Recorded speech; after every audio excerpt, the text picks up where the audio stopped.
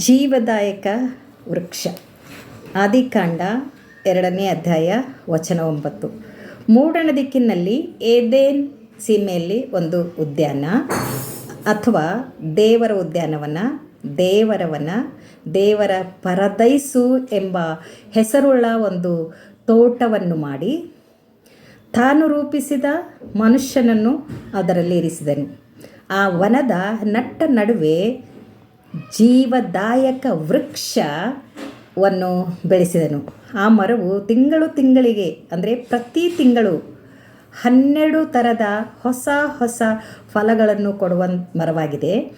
ಅದರ ಹಣ್ಣುಗಳು ಆಹಾರಕ್ಕೂ ಸೊಪ್ಪು ಔಷಧಕ್ಕೂ ಅನುಕೂಲವಾಗುತ್ತವೆ. ಆ ಮರದ ಎಲೆಗಳು ಜನಾಂಗದವರನ್ನು ವಾಸಿ ಮಾಡುವುದಕ್ಕೆ ಪ್ರಯೋಜನವಾಗಿವೆ. ಯಜ್ಞದ